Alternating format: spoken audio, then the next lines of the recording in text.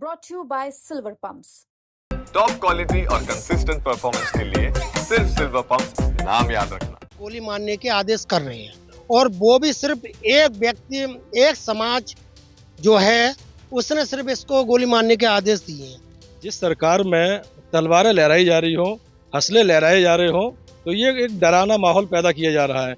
एक दलित नेता है रामजी सुमन जी, तो वो सोच रहे हैं कि ये डर जाएंगे, लेकिन ऐसा उनके दिमाग में वो अपने दिमाग से निकाल दें, क्योंकि आज दलित डरने वाला नहीं है। मुख्यमंत्री जो पूर्व मुख्यमंत्री है उसको गोली मारने की बात बोली जा रही है, तो आप सोच सकते हैं कि ये लोग क्या कर सकते हैं। वो तो एक सांसद हैं, वो भी दलित सांसद हैं, और अब इस एक दलित सांसद के घर पे हमला होना। छावा फिल्म से शुरू हुआ विवाद थमने का नाम नहीं ले रहा। पहले औरंगजेब पे विवाद हुआ, उसके बाद बाबर और अब राणा सांगा। मामला यहाँ तक पहुंच गया कि 12 अप्रैल को आगरा में हुई करणी सेना की रैली में अखिलेश यादव को एक शख्स ने गोली मारने की धमकी दे दी। आखिर फिरोजाबाद की जनता क्या सोचती है? मैं इस समय हूँ फिरोजाबाद के अटल पार्क में। यहाँ लोग घूमने आते हैं, इनके व्यू जानेंगे और मेरे साथ बहुत सारे लोग हैं। इनसे मैं ये जानने की कोशिश करूंगा कि आखिर ये जो महापुरुष हैं, हर समाज के अपने अपने आराध्य हैं, इनके बारे में कहने की क्या जरूरत थी और क्या ऐसी परिस्थिति बनी एक समर्थक अखिलेश यादव को गोली मारने की धमकी देता है। आइए मैं यहाँ लोगों से बात करता हूँ। क्या नाम है आपका? जी, मनोज संखवार नाम है मेरा। मनोज संखवार।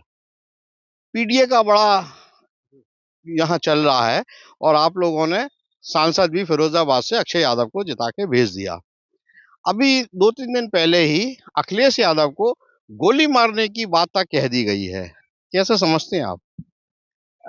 ये जोश जोश में बोला हुआ वक्तव्य है, और ऐसा अगर कोई कहता है तो सरकार को और प्रशासन को उस पर संज्ञान लेना चाहिए। तुरंत ही इसके खिलाफ कार्रवाई कर देनी चाहिए। ऐसे व्यक्ति के खिलाफ जो समाज में अराजक तत्व फैला रहे हैं, ऐसे लोगों को तुरंत ही कार्रवाई करनी चाहिए। तो क्या रामजी लाल सुमन जो इतने वरिष्ठ नेता हैं, आगरा में राज्यसभा के सांसद हैं, तो उनको भी थोड़ा सा इस टाइप के जो उन्होंने वक्तव्य दिया है, ये थोड़ा सा इस पे ध्यान देना चाहिए? अगर उन्होंने वक्तव्य दिया है, ये व्यक्तित्व दिया है उन्होंने राज्यसभा में, तो राज्यसभा के जो सभापति हैं उनको कार्रवाई करनी चाहिए। अगर उन्होंने गलत किया है तो राज्यसभा जो सभापति हैं, उपराष्ट्रपति महोदय, वो कार्रवाई करेंगे उसमें।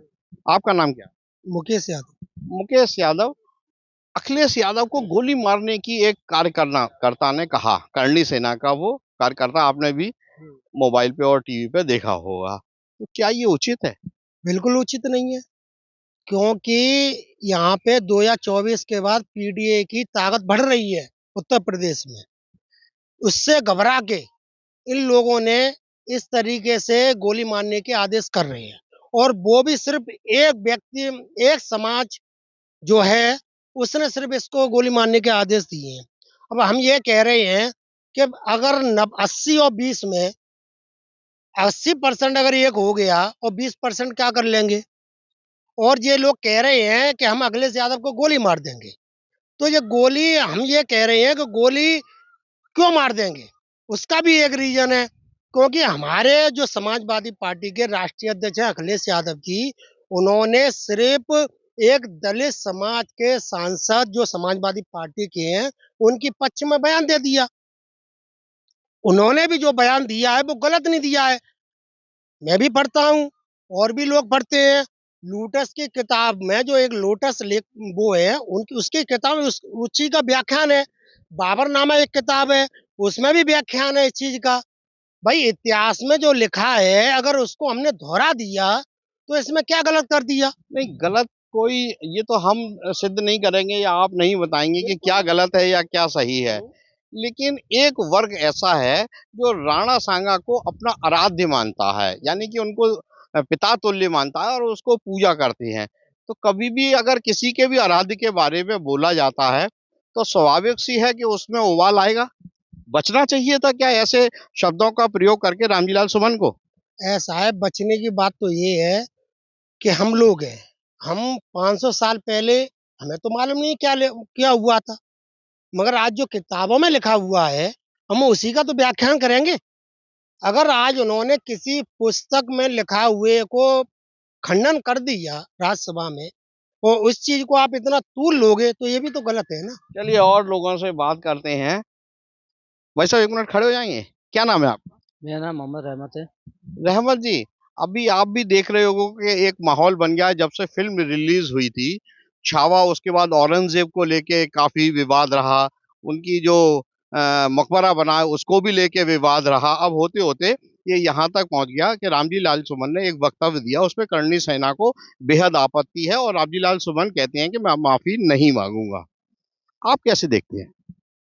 देखिए, मैंने अभी तक तो कुछ देखा नहीं, मेरी बेटी की तबीयत ठीक नहीं है, मैं उसमें लगा हुआ था। मैं मैंने सुना लोगों से, बहरहाल फिज़ा अच्छी नहीं चल रही है। हमने ये लोग डराना धमकाना, बस इसी समाज में यही है बस। जब से ये भाजपा की सरकार आई 2014 से, जब से बस सब पे जो है उँगली उठ रही है। मुसलमान हो या दलित हो या यादव हो, सब पे उँगली उठा रहे हैं ये लोग। मतलब ये चाहते हैं हम ही सही हैं, ये लोग गलत हैं। ये हरगिज़ सही नहीं है ये। ठीक है, क्या नाम है आपका? सर राहुल यादव। राहुल जी, अभी एक करणी सेना के समर्थक ने अखिलेश यादव को गोली मारने तक की धमकी दे दी। अखिलेश यादव ने भी एक उस पे एक बयान जारी किया है और ये कहा है कि ये भारतीय जनता पार्टी के लोग हैं, इन्होंने गॉडसे के माध्यम से गांधी को भी मारा और ये गोली चलाते रहते हैं। फिरोजाबाद के आप नागरिक हैं, कैसे सोचते हैं इस पे? सर मैं आपको सबसे पहले बताना चाहूँगा इसमें कि ये एक भाषा सबसे बड़ी गलत है। बहुत ही गंदी भाषा थी। ऐसा एक मुख्यमंत्री जो पूर्व मुख्यमंत्री है उसको गोली मारने की बात बोली जा रही है। तो आप सोच सकते हैं कि ये लोग क्या कर सकते हैं। एक वो तो एक सांसद हैं, वो भी दलित सांसद हैं। और अब इस एक दलित सांसद के घर पे हमला होना, ये करणी सेना के द्वारा किया गया था। और करणी सेना मैं पहले बताऊँ, ये जयपुर के हैं। ये जयपुर, और इसमें योगी जी योगी जी ने भी बढ़ावा दिया। योगी जी ने बढ़ावा ऐसे दिया क्योंकि वो भी ठाकुर हैं, और करणी सेना है वो भी सिसोदिया वंश या जो भी है वो भी ठाकुर हैं कुल मिला के। तो योगी जी ठाकुरों, जो ठाकुर माफिया हैं, उन पे कोई कार्रवाई नहीं हो रही है। और हिंदू मुस्लिम करा के, मुस्लिम जो, मैं ये नहीं कह रहा कि अतीक अच्छा था या मुख्तार अच्छा था, लेकिन मुख्तार एक बिजनेस, उनसे एक पुरानी लड़ाई जो पॉलिटिकल पहले से लड़ाई रही है, उसका एक क्या बोलते हैं वो, जो पुराना अपनी एक रंजिश निकाली गई है एक। लेकिन दलित समाज तो, यहाँ मैं बहुत सारे लोगों से मिलता हूँ, वो तो ये भी कहते हैं कि अगर इसको दलित बनाम सवर्ण की लड़ाई की ओर ढकेला जा रहा है, तो एक समय ऐसा भी आया था कि मायावती को जान से मारने का प्रयास किया था, तब एक ब्राह्मण ने बचाया था। तब तो समाजवादी पार्टी थी सरकार में, मुलायम सिंह चीफ मिनिस्टर हुआ करते थे। तो सर मैं अगर मायावती जी को बचाया था, तो मायावती जब उनकी मृत्यु हुई थी, उनके लिए मायावती ने क्या किया? और दूसरी बात, जो क्या कहते हैं, जो पाल थे, अब मुझे उनका नाम याद नहीं आ रहा, उनकी जो मृत्यु हुई थी, अतीक अहमद ने करवाई थी शायद। तो उनने करवाई थी, तो अतीक अहमद की वाइफ को मायावती जी ने टिकट क्यों दिया? फिर उन्होंने दबाव में कैंसिल किया। मैं राजनीति टिकट के ऊपर नहीं जाना चला, चलिए मैं और लोगों से बात कर। क्या नाम है आपका? मेरा नाम जगदीश नायक है, और पहले तो आप सभी को जय भीम मेरा। जी, आप अपना सवाल करें। अभी एक माहौल ऐसा बन गया है कि ये लड़ाई एक अजीब से मोड़ पे आ गई है। करणी सेना झुकने को तैयार नहीं है किसी भी परिस्थिति में, और वो लगातार आगरा में प्रदर्शन कर रहे हैं। उनके एक कार्यकर्ता ने यहाँ तक कि अखिलेश यादव को गोली मारने तक की धमकी दे डाली। कैसा लगता है फिरोजाबाद में रह के ये सब कुछ हो रहा है यहाँ आसपास? देखिए, उत्तर प्रदेश में इस समय जंगल राज है। जहाँ संविधान का राज होना चाहिए प्रदेश और देश के अंदर, आज उत्तर प्रदेश में देखने को मिल रहा है जंगल राज। जिस सरकार में तलवारें लहराई जा रही हो, हंसले लहराए जा रहे हो, तो ये एक डरावना माहौल पैदा किया जा रहा है। एक दलित नेता है रामजी सुमन जी, तो वो सोच रहे हैं कि ये डर जाएंगे, लेकिन ऐसा उनके दिमाग में, वो अपने दिमाग से निकाल दें, क्योंकि आज दलित डरने वाला नहीं है। दलित बाबा साहब को मानता है, संविधान को मानता है, और जो लोग संविधान को मानते हैं वो लोग याद कर रहे हैं कि अगर हम लोगों ने संविधान को एक साइड में रख दिया तो दलित को समय नहीं लगेगा। ऐसे अरड़ी कहना करणी सेना 2 मिनट में ध्वस्त हो जाएंगी। यानी कि आप भी उसी भाषा की तरफ चल पड़े जो करणी सेना बोल रही है। आप भी ये कह रहे हैं करणी सेना वर्णी सेना सब ध्वस्त हो जाएगी, तो ये भाषा तो किसी और तरफ ले जा रही है ना। देखिए, ये और तरफ नहीं ले जा रही है। जैसे अब आपने देखा कि आगरे के अंदर तलवारें लहराई गई, प्रशासन वहां खड़ा है। प्रशासन ने क्या वो लाठियां दिखाने के लिए रखी थी? क्या उत्तर प्रदेश में जंगल राज कायम है? हम क्यों ले जा रहे हैं? क्यों हमें मजबूर किया जा रहा है? क्यों हमें? यानी कि अगर ये सब नहीं रुका तो आप भी एक बार लाठी तलवार लेके सड़क पे आएंगे? बिल्कुल बिल्कुल। पूरा देश का ही प्रदेश का दलित आपको सड़कों पर नजर आएगा। बहुजन समाज की सरकार अभी नहीं है, लेकिन 85% लोग हैं हम लोग इस देश में अंदर, और 85% की ताकत उन लोगों को एहसास हो जाएगा कि कितने हैं, और दलित आज किसी से कम नहीं है। चाहे आप एक दलित है दिल्ली के अंदर, जो देखते होगे आप संसद भवन के अंदर, जिसका नाम है चंद्रशेखर आजाद। आप करते क्या हैं? मैं भीम आर्मी का पूर्व मंडल महासचिव हूँ। जो चंद्रशेखर वाली है। जी जी जी। तो अभी अखिलेश यादव तो इसको पीडीए का फॉर्मूला लेके आगे चल रहे हैं। देखिए, मैं अखिलेश यादव की नहीं, मैंने सिर्फ ये कहा कि जैसे अखिलेश यादव जी को जान से मारने की धमकी दी गई, तो ये कतई तुरंत उसके खिलाफ कार्रवाई होनी चाहिए, तुरंत गिरफ्तार होनी चाहिए। ऐसे लोगों के ऊपर सुसंगत धारा में मुकदमा कायम होना चाहिए, क्योंकि आज उत्तर प्रदेश के अंदर अगर एक व्यक्ति अगर अखिलेश यादव जैसे नेता को जान से मारने की धमकी दे रहा है, तो इससे बड़ा दुर्भाग्यपूर्ण आप लोग मुकदमा क्यों नहीं दर्ज कराते? तो ये चीजें, जैसे रामजीलाल सुमन ने एक वक्तव्य जारी किया राणा सांगा के ऊपर, तो उनके खिलाफ कई मुकदमे दर्ज हुए। अब एक शख्स अगर अखिलेश यादव को गोली मारने की धमकी देता है, तो इसके मुकदमा क्यों नहीं दर्ज कराते आप? बिल्कुल होगा भाई। ये 4 दिन हो गए इस बात को।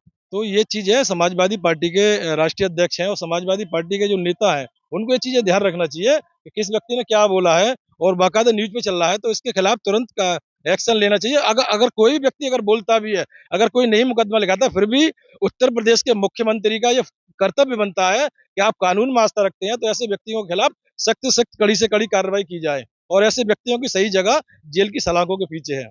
तो ये फिरोजाबाद के वाशिंदे हैं, ये इतने राजनीति से भी जुड़े शख्स नहीं हैं जो मुझे अचानक से ये यहाँ मिले थे।